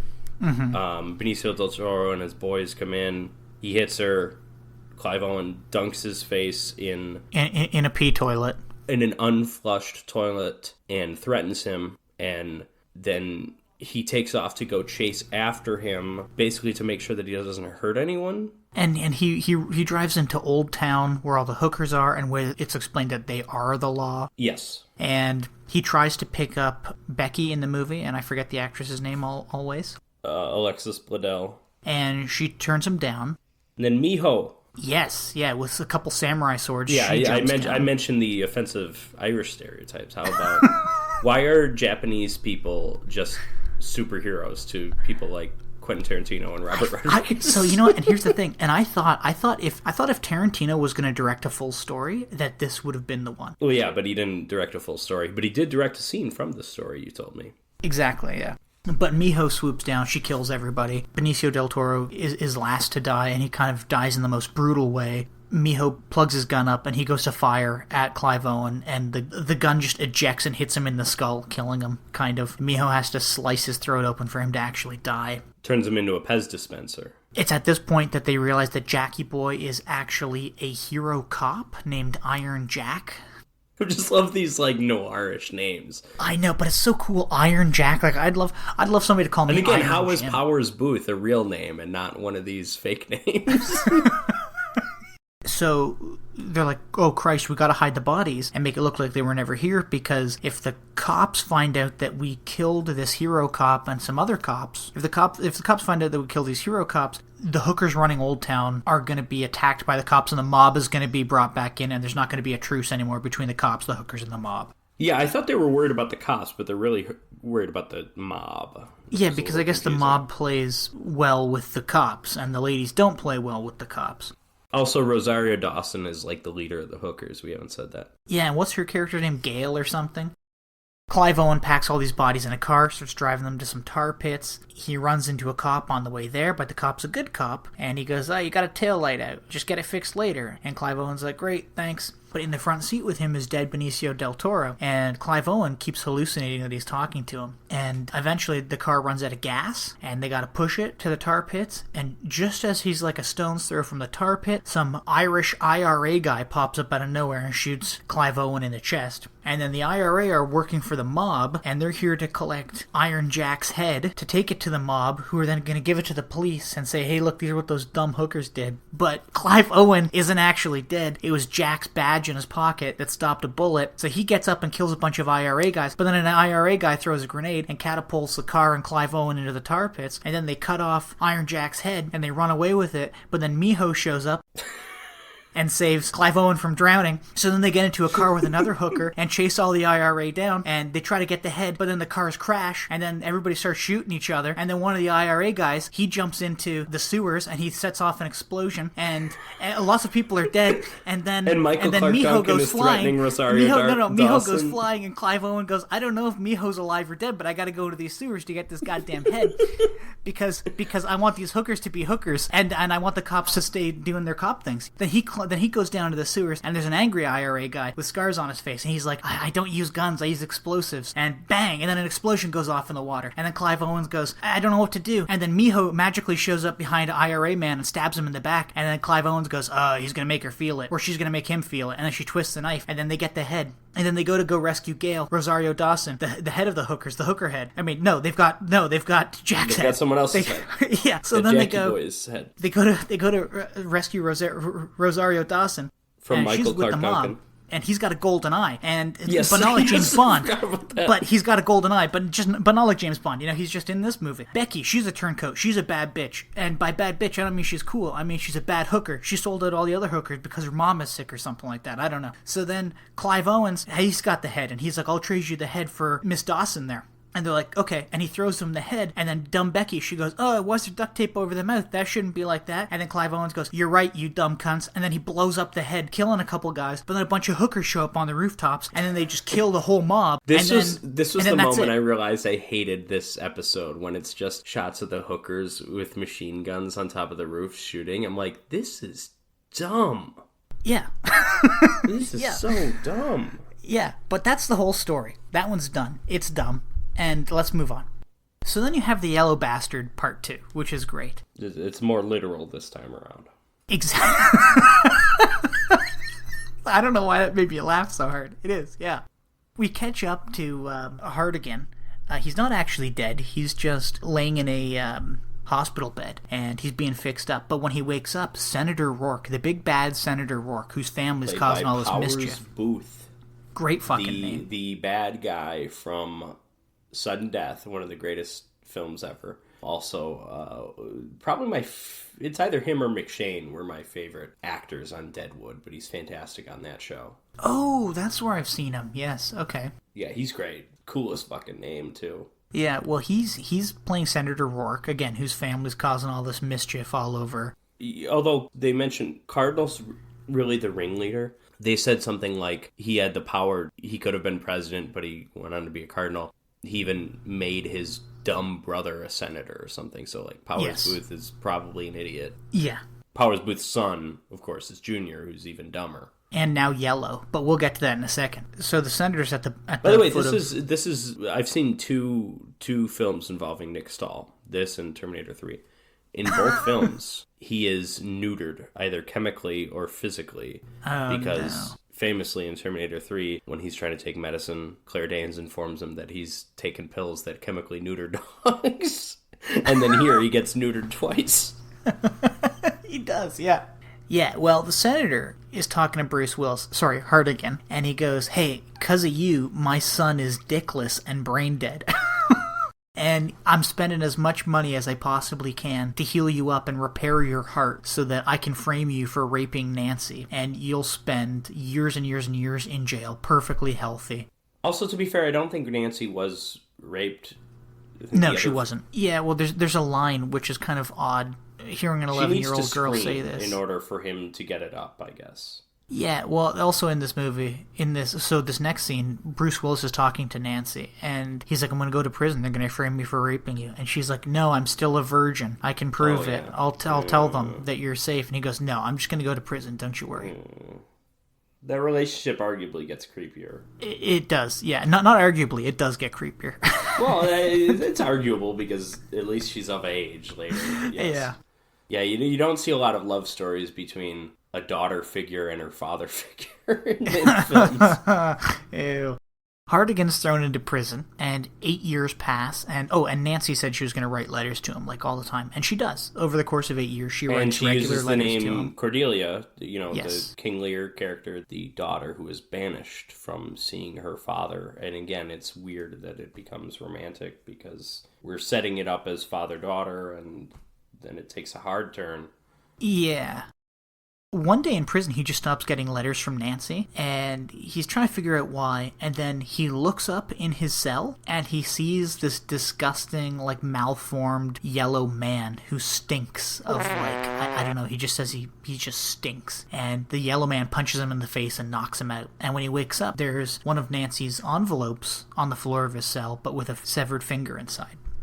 to get out. I guess Hardigan's parole hearing is coming up or something. He finally confesses to everything, and somehow that gets him released. Yeah, they let him out. So he's out on parole, and he's taken by Michael Madsen to Nancy's house, where it's been like ransacked and stuff, and he doesn't find her there. But he finds a matchbook of Katie's Bar, which is the strip joint that has been in like 3 different stories now, and he finds her on stage. I must say this was kind of ruined because there were references to a Nancy stripper. We even briefly saw her. I mean, we saw this is Jessica Alba. We didn't necessarily... Yeah. If you could just show Jessica Alba, not say her character's name is Nancy, and we wouldn't put it together, but they already named her Nancy. Yeah, in Mickey Rourke's story, right? Yeah, exactly, yeah. Yeah, so when Hardigan gets there, he finds her on stage, but he looks to his right, and the yellow goblin fella is looks in like the club a Ferengi. Too. He does, yeah, except without the head stuff, but he does have like a bloated head. Yeah, without the earlobes, but yeah. Yeah, that's great. I was trying to, Patrick, you fucking nailed it. I was trying to figure out what he reminded me of, and you're right. Yeah, he's a Ferengi. He's a yellow Ferengi. So Hardigan, he tries to leave the club without Nancy noticing because he's like, oh my god, I've brought danger here, and I haven't realized. I'm going to leave and hope she doesn't notice me. But then she dives off the stage and just plants the biggest kiss on his lips. And she says, I'm so glad you're here. And he's like, shut up. You're in danger. Let's leave now. Let's start driving. I waited for you all these years. And it's like, no, wasn't he a father figure? Exactly. Yeah, she's like 19 now, and Bruce Willis is supposed to be like 60. He was almost 68 years ago, so I think he's like 66, 67 now, because the line is, take it easy, you're almost 60 and you got a bum ticker, or something like that. That's like the line. Yeah, so he's like mid-60s now at least. Ugh. Anyways, so they get in her car, they start driving away in like a cool like 50s station wagon, but then behind them is like this 30s coupe speeding up, and then his lights turn on, and it's this yellow goblin fella. He pulls out his gun and starts just like, he's firing wildly into the back of the car, but Hardigan calmly leans out of the side of the car while Nancy's driving, and he fires one shot, and it hits the yellow fella in the neck, causing him to crash his car. So Hardigan and Nancy go to the crash to find the body, but they can't find the body anywhere. So the two drive to a motel room, they rent a room, and as Hardigan's giving this narration, he's like, we just couldn't get the stink off of us for some reason. Well, turns out the goblin fella's in the back of the station wagon. Mr. Goblin, it turns out, I think this is the scene where we learn Please, Mr. Goblin was my father. Oh! So before we learn this, which just call him the yellow bastard. That's you're right. You're right. The yellow bastard. Well, before we learn what I'm about to say, is the yellow bastard is Junior. Nancy and Hardigan are sitting on like this couch, and she's like, I waited for you for so long, and I'm in love with you, and there've been plenty of men, but I haven't loved any of them like I have you. And he's like, no, stop. When they all look like Mickey Rourke, sure. Yeah. Yeah. But he's like, stop, I'm old enough to be your grandfather. Then they start making out a bit, and then he's like, okay, no, that's enough. I'm going to go have a shower. He gave it a second shot, but then he's like, nah, I'm good. Yeah, and he's like, I can't do this. This is disgusting. So he goes and hops in the shower, and he gets interrupted, and he thinks it's Nancy, but he's actually attacked by Junior. And when he wakes up, he's hanging from the ceiling, and Nancy's being like sedated with some gross yellow sludge liquid, and Junior is like, do you recognize my voice? And Hardigan's like, yeah, you're Junior. And he goes, yeah. And I think at some point after this, it's mentioned that like, because he lost his balls and presumably his penis, Senator Rourke paid X amount of money to have like his balls and penis medically like regrown, but the side effects of having that done were turning him yellow and into a fucking monster that stinks and has stinky blood. He could have just said he had an alcohol issue and he's just got jaundice. I don't know. I know. Yeah. This is what Richard Burton looked like late in his life. Oh, yeah, I can kind of see it. So anyway, so Junior takes off with Nancy back to the family farm where crazy Elijah Wood was hanging out for a while. Yeah, we see Elijah Wood for like 2 seconds. Oh, you're right. Yeah. So Elijah Wood's still there at this point. But anyways, they go back to the family farm. And Hardigan, who's trapped swinging from the ceiling, he releases himself by kicking a hole in a window as he's like swinging from his neck, and he cuts the rope off with this broken glass. And 2 guys, one of them is Nick Offerman, they come in like this sports car to pick up Hardigan's body, who is supposed to be dead. Yeah, and these 2 characters talk like Shakespeare characters for some reason. There was something about that earlier, like they were like wannabe, like they were lowlifes who like wanted to sound like they were high class or something. When Hartigan attacks them, he asks not Nick Offerman to speak normal. Yeah, something. That's exactly it. Yeah, he's like, where did you take Nancy? Plain English, please. And he's like, oh, the family farm. So Hartigan hops in. I think he starts by saying, like, he uses the word agrarian or something. Yes, like that. Yeah, he does. And it's like, why did the characters talk like that? I don't get it. That's got to be something from the comics, I guess. Yeah, I guess so. But Hartigan steals their weapons and their car, and when he arrives at the farm, he hears Junior whipping Nancy. He kills like a cop or a guard at some point, but he hears Junior harming Nancy, and as he heads inside, he gets shot in the shoulder by one of these crooked cops, and then he turns around and shoots these two cops that were walking up on him. When Junior does come down this set of stairs with Nancy, Hartigan fakes his heart problem and then stands up and stabs Junior in the stomach before knocking him down, ripping off his balls with his bare hands. Beating his head to a pulp. Yeah, and then pureeing his face. It's awesome. Hartigan leads Nancy out to his stolen car, and he's like, okay, you get out of here. She goes, aren't you coming? And he's like, yeah, I will, but I'm going to wait here for the cops, because I'm going to clear my name, and I'm going to bring down Senator Rourke. And Nancy drives away. Then Bruce Willis kind of starts explaining to the audience. He's like, well, there's no way that the Senator Rourke's going to come down. No prosecutor would ever go near him. The only way to protect Nancy is to kill myself, because Rourke is going to try to get to me through Nancy. Then we see Bruce Willis in silhouette. He lifts a revolver to his head and shoots himself, killing him. And that's the end of that story. So the movie actually ends with The Customer's Always Right Part 2, where we see the salesman again. And again, I guess he's some kind of a hitman fella. And we see Becky. She's in the hospital. She's leaving. She's on the phone talking to her mom. And she gets into this elevator where the salesman is dressed as a doctor or a surgeon. And as she's on the phone with her mom, I think he calls her Becky. Yes. And then he offers her a cigarette. And then she hangs up with her mom, and that's it.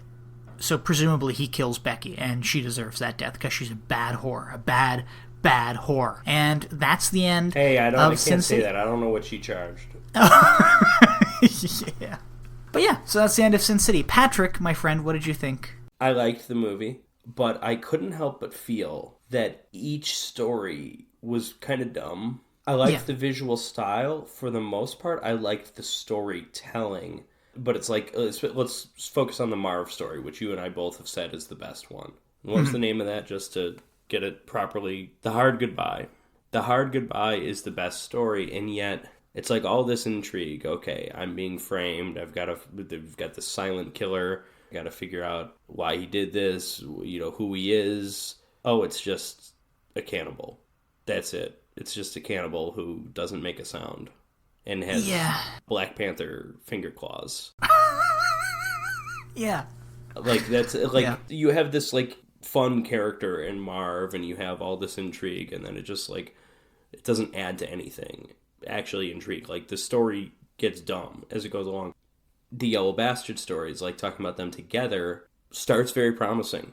I really like that Bruce Willis stuff. Bruce Willis nails that noirish tone so well. He's got a great look for it, too. And then, he's doing all that stuff, and okay, it's a cop who's betrayed by a corrupt cop. He saves the girl's life.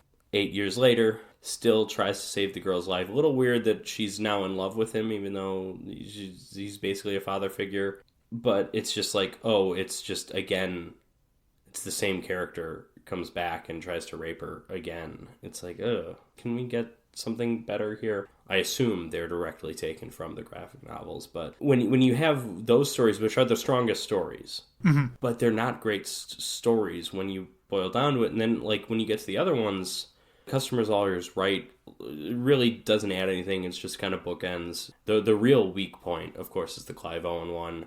The big fat kill. Clive Owen, the least compelling lead actor. When we're comparing him to Mickey Rourke and Bruce Willis. And Well, his story is just complicated, convoluted. Town run by section of town run by prostitutes. Like, okay, there's a prostitute versus a gang. It's like, what is this? This is dumb. We got IRA people, and even his backstory. We have a Japanese character, so of course she's a martial arts expert who throws swastika ninja stars. Yes, that was worth noting. You just need to see her eating pasta to really encompass the entirety of the Axis powers. And that story was very stupid. And it was too long. It was too long. It felt way too long. I liked the stuff early on. I liked the stuff with Brittany Murphy. Yeah. That's the thing, is like we have these noirish stories and then they take fantastical turns. And again, this has come up all the time. I don't really like fantasy as a genre for the most part. I like it even less when we're introduced to a world that's not super fantastical and then it's like the fantasy just kind of comes out of nowhere. I mean, yes, there is an aura of fantasy just because of the look. But, okay, when Clive Owen just jumps out the window, it's like, okay, I guess we're just doing this now. And then I can accept a little bit of the Mickey Rourke stuff. Well, because he looks like a rock. Yeah, you know what I mean? He looks like the Thing. But you're right. But then it's just like, it's when we get to the Elijah Wood cannibal, and it's like, okay, this is silly, and it's strange, and it's, again, I love the visuals. I really do. I think the visuals are strong. I think a lot of the performances are really good.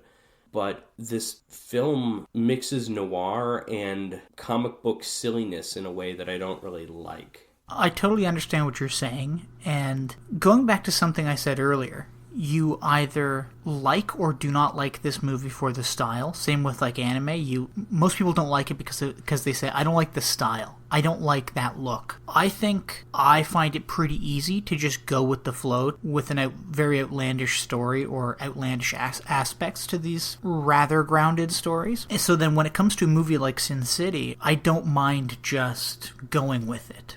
I don't mind going with it in certain areas. I don't mind going with it in, this is a fantasy world. This is Gotham City. Every cop is corrupt. This is a fantasy world where there's a part of the town that's just run by prostitutes. I'm okay with like that stuff. It's when we get yellow goblins around, and when we get cannibals. See, the cannibal thing didn't bother me. It was just like a quirk. The yellow goblin didn't bother me. It was just a thing. Oh, it's a thing. All right, yeah. I just kind of overlooked it. So what bothered you? Because I get the sense that you didn't love this movie. No, actually, I like this movie a lot.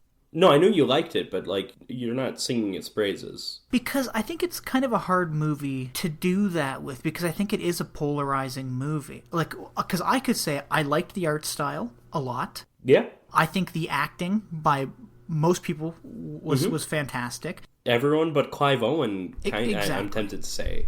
No, I totally agree. But how do you sell this movie to people who aren't willing to just go with the flow? Like, I'm thinking of people like my father, who can't even sit through fucking Die Hard without being like, vents aren't supposed to be that big. A person couldn't crawl through vents like that. That's okay. You know what I mean? That's okay. I understand. Good point. We need Jessica Alba stripping earlier in the film. That gets your father on board, guarantee it. Yeah, 100%. But also, too, I think, like, there are aspects in this movie that I wasn't necessarily turned off by, but I know some people probably wouldn't be a big fan of. Again, and it's that kind of comic booky, stylistic way to show things. Like, and again, I'm picturing Mickey Rourke grinding that guy's face into the ground out of the car. You know, with his legs flying up behind him. Yeah, like, it just looks silly. The most comic book-looking image from the film, probably. Yeah. Other than maybe Elijah Wood's eyes. But I think the thing that would turn most people off from this movie is Clive Owen's story, The Big Fat Kill. Because all the other stories, they don't have that many characters in it. You can kind of follow, like, you can follow along. You can look away from the screen for 2 minutes and come back into it and know where you've left off and understand what's happening. Whereas with The Big Fat Kill, you go from woman's apartment to part of town run by hookers to dead cop into tar pit to IRA. IRA was where mob. It lost me. Yeah. And then Japanese samurai person who's throwing Hitler ninja stars. And somebody who has a swastika tattooed on his forehead who works for the mob for some reason. And then a golden eye. Yeah. There's just a dumbness to the story boils down to a bunch of hookers firing machine guns at people. There's just such a stupidity there. And it's this, like, I haven't even seen the movie, but I'll refer to, it's related because it's Robert Rodriguez, but Planet Terror, with Rose McGowan with the gun on her leg or whatever, and it's just like, oh, hot girls with guns are cool. And it's like, yeah, if you're 9, there's this, like, juvenile, like, oh, girls with guns are cool, like hookers in the, like, listen, we all love the femme fatale character. Mm-hmm. Do they all have to be hookers? But they all have to have big tits and long hair, and it just happens that lots of hookers have big tits and long hair, and, you know, like, it is weird. Listen, it's based on a bunch of graphic novels that are, you know, more adult-oriented graphic novels than a lot of the stuff out there, but it's still like this, there's this juvenile attitude. And as much as I am serious when these directors know how to shoot women, they don't know how to write women necessarily. And it's the script, it's the stories that just lose me. They start promising and devolve into wonky kind of and I think the reason part of the reason why The Hard Goodbye is my favorite is that silliness is interwoven throughout. Yes, there's still a big leap to get to the cannibals, but you have Mickey Rourke dragging someone from the car as he's driving over the speed limit. You have stuff like that. Like, that stuff to me is just integrated throughout that story better. Yeah, I agree. And I also think, too, that you could even get rid of that one bookend, the last one there, and though it does kind of round out, but the only reason that exists is because the Clive Owen story, the big fat kill, exists. Yeah, they could have just killed Alexis Bledel in that story. They didn't necessarily need to come back to Josh Hartnett. Exactly, but I think this movie benefits from that opening with Josh Hartnett, because you see that Sin City title card come up right away, and you are introduced to this neo-noir world through that first little opening. Mm-hmm. You get those pops of color with her green eyes and the red dress, and you get that kind of abrupt end to this story with Josh Hartnett surprisingly killing this woman, and then you get directly into the Bruce Willis story. So if you had that Yellow Bastard Part 1, The Hard Goodbye, and that Yellow Bastard Part 2... I think this would be a much better movie. Also, you'd take out half an hour of running time. Because, like, this movie's 2 hours long. Mm-hmm. It's a little too long, and it's all because of this goddamn Clive Owen story, which just goes off the fucking rails and doesn't really connect to anything else in this movie. Yeah, but how much... I mean, the other stories only loosely connect. We see Elijah Wood for a whole 2 seconds in that Yellow Bastard Part 2, you know. I guess there's Nancy. Nancy is in the background of The Hard Goodbye. Yeah, but also those ones are more directly dealing with the Rourke family. That's true. That's true. Where you have the cardinal, the senator, the son, whereas the big fat kill isn't dealing with any of them directly. That's a fair point. And again, I really do like this movie. I've seen it a fair few times, and I think I like it a bit more every time I watch it, but I can say without a doubt that I dislike Clive Owen and his story more every time I watch this movie. Interesting. Just because it feels so drawn out and confusing. Well, it's funny too, because I this is only the second time I'd seen it. I remember thinking rather positively about it the first time I saw it, and when I came back to it for this podcast, I remembered Bruce Willis. I remembered Mickey Rourke. I remember Jessica Alba. I mean, who could forget? I did not remember Clive Owen. I guess I remembered Rosario Dawson, maybe, but I didn't remember a damn thing about that story, and I see why. It's not a strong one. No, you know, the only unforgettable aspect in that story is the way that Benicio del Toro dies. Okay. Because I remembered that he was in that story, and that's always one of the parts of this movie that sticks out to me, is the way he dies and just how brutal that is, getting in the end, the blunt end of a gun. Well, I guess all ends are blunt, but the end of a gun getting lodged in your forehead and not dying immediately. Disgusting. But Clive Owen is very forgettable. And this goes back to something you were saying. It's a very 2005 movie with a lot of 2005 names. I'm certain this isn't, but is this the role that lost him James Bond? Oh. Casino Royale comes out next year. Clive Owen was the odds-on favorite to inherit the James Bond role from Pierce Brosnan. Yeah, because you know what? They cast Daniel Craig, and there was minor outrage. I remember there was a news story that my friend showed me. It said, "Die Another Day," DYE, because Daniel Craig's blonde. Like, Daniel Craig was not a super well-known... He was in Lara Croft. He's in Road to Perdition. That was like... He wasn't... Like, and The Golden Compass. Actor. That was later, I think. Oh, okay. And then he was also in Layer Cake, which was, I believe, earlier, which is a really good movie. But I think we're both grateful that we got Craig instead of Owen. Not that Owen would have been bad, but I think... No, and I'm also wondering if it's maybe the American accent that was making this a little more I do wonder difficult. about that. Yeah, why did he... No one would have minded if he did the British accent. They could have just let him do that. Yeah, and I think maybe it's because of him doing an American accent, nothing came across quite as noir-y as Bruce Willis or Mickey Rourke saying their lines. Also, because he's in this movie, there's a scene as he's approaching the car in Old Town, he's got the dual-wielding pistols, and it reminded me a lot of the movie Shoot 'Em Up. Oh, but yes. I just want to point out, Clive Owen can work in this silly comic booky tone. He has. I mean, that movie came out later, I think. But, like, I've seen him be effective in movies kind of like this. Like, just surface level similar to this. Mm-hmm. And so it's not that he's a bad actor. It's just something's not right. Yeah, it just wasn't a good part for him. Yeah. I don't know, and I don't know if any part in this movie would have been a good part for him. I don't think he suits that strong, silent, yet monologue-y person that Bruce Willis does. And like Bruce Willis, and again... Well, in the monologues specifically, the narration specifically, him delivering that in a different accent than his native accent is... Yeah, it must have been difficult for him. Weird. And I'm not a professional actor by any means, but like, if you give me lines, I can deliver them in a British accent.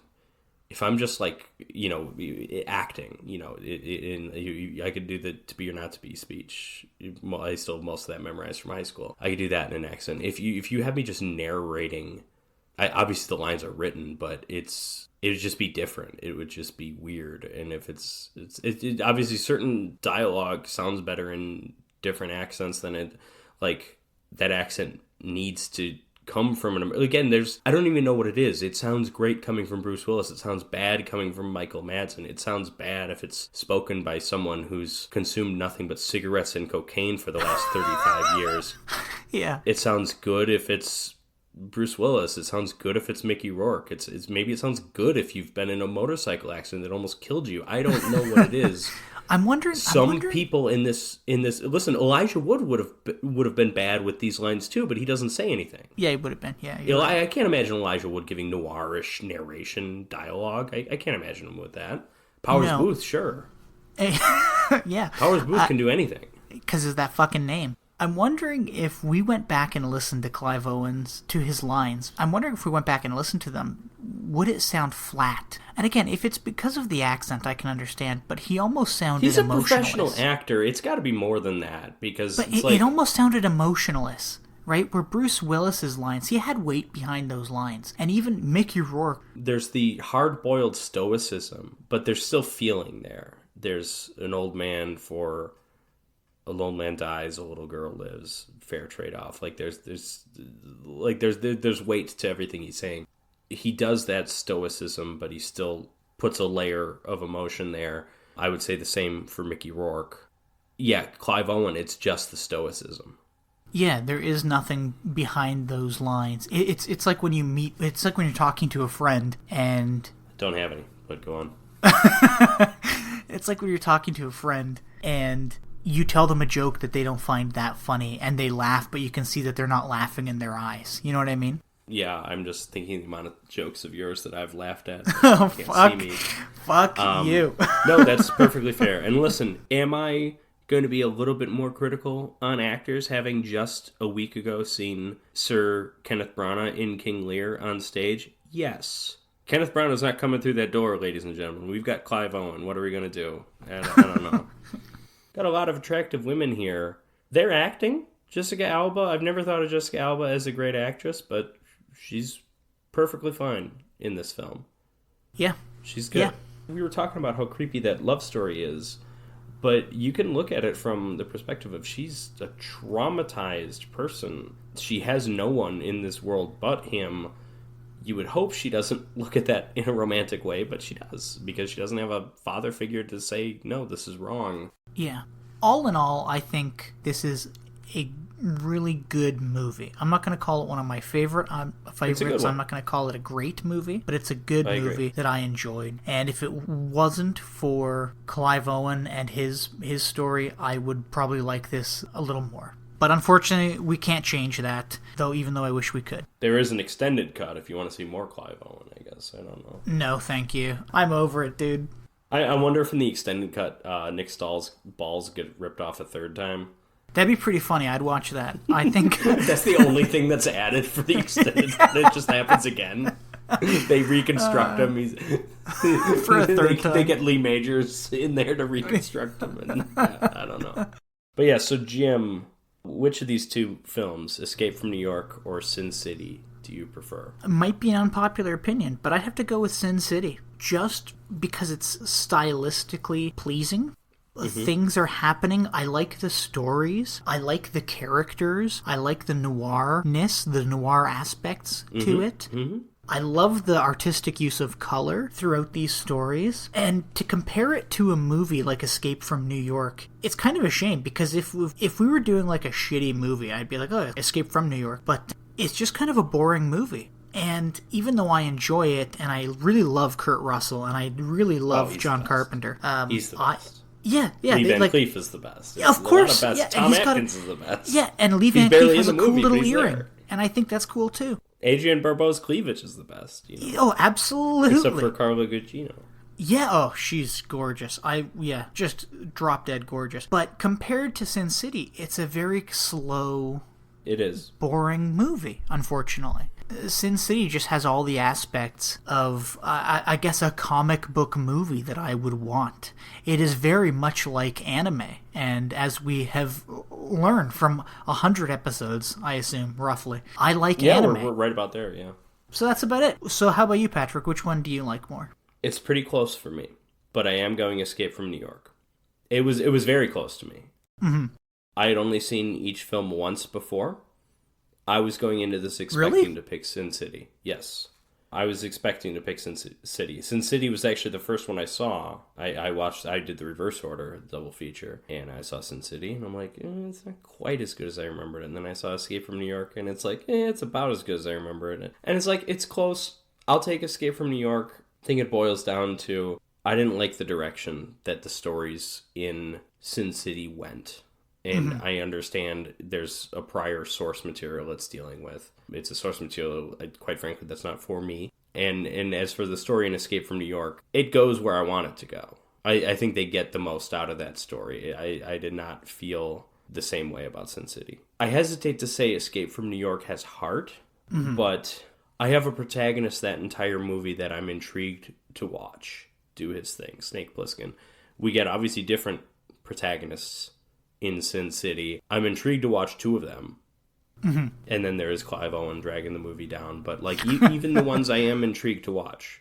I think we get some heart. We get some ticker from the Bruce Willis stories. We don't get a lot of heart from the Mickey Rourke ones, which isn't a complaint. But yeah, I guess it's just the one protagonist all the way through that I love watching, as opposed to 2 out of the 3 protagonists that I like watching, if I had to boil it down to like one reason. I don't dislike Escape from New York. I think it's a fine movie. And you actually said this earlier, and I forget how you said it. You said it lived up to your expectations. How did you phrase it, Patrick? You said something like, it executed what was expected of it, or something? It executes its premise. Yeah, you said it executes its premise well. And it it does not exceed its premise. It does not... The film is somewhat carried by its premise. This silly, stupid, but also awesome premise. Mm-hmm. That's what the entire movie is. And it's the character and the premise and the world. It's like those are kind of the only things that matter. Yes, the filmmaking is kind of boring and sloppy and Not that exciting, but I don't care. If I can ask you, how do you feel about these two as a double feature? Because I think they would work. I think this is one of the best ones we've had. I think in terms of these are both films that are kind of built around a city. And in both cases, it's really a fictional city. Because yes, it's New York, but it's this fictional prison New York and Sin City, Basin City. You mentioned it was New York-like. I think it's just any like American city. Like I was thinking honestly, you're probably right. Yeah, you're probably right. Both films give us a pretty unique world, and a lot of that is presented with unique visuals, especially with Sin City, of course. These worlds are so fun to be in both cases. And I think as for the order, too, Escape from New York first, it is slower, it's more boring. Sin City, faster, more violent, more nudity, all that stuff works better as a second feature. Well, and then you even have leading characters in both films that are these kind of stoic... anti-heroes. Well, I guess, yeah. Except for Bruce Willis isn't an anti-hero. He's just like a hero. But I think there's a Mickey Rourke, Marv, Snake Plissken connection for sure. Yeah, it's interesting that with both of these we have main characters that are just these kind of stoic male leads who turn out to be the tough heroes. Guys. Yeah, that's classic, exactly it. like archetypal male hero figures, really. Well, and it's funny because none of them really want to be the hero except for Bruce Willis at the beginning. He wants to save this girl. Yes. But everybody else, they don't really want to be the hero. They wind up playing the part of the hero. Mm-hmm. Yeah, I don't know. I think it's a really interesting pairing, and I think you're right that this is probably one of the best pairings we've ever had. Yeah, it's a very good one. So, Jim, next time we've got our Patrons Pick episode. You do not know the outcome of this. I don't. We're going sequel heavy again. I can only assume one of these films is in connection with a brief argument you and I had on our last Patrons Pick episode. Okay. Because you defended Jurassic Park 3. Did I? And I did not. Okay. I attacked it as the piece of shit film that it is, and guess what? It's our first film. Oh, Jurassic Park 3 okay. From director whoever, not Steven Spielberg, that's for damn certain. And also Gremlins 2: The New Batch, a film that I have not seen since I was a child, and I hated it as a child, but since then, obviously, I know more about it. I think it's certainly an interesting film to get into, basically, because it's the ultimate reluctant sequel, shoved into movie theaters to make a buck. But Jurassic Park 3, Gremlins 2, that's our matchup next time. Please join us, and Jim, get ready to pick your movie, because after that, you and I are picking our next double feature. And I gotta say, I don't know my pick yet. I think I've got mine. I've had it for months. Next time, Jurassic Park 3, Gremlins 2. Until then, signing off, this is Patrick. And I'm Jim.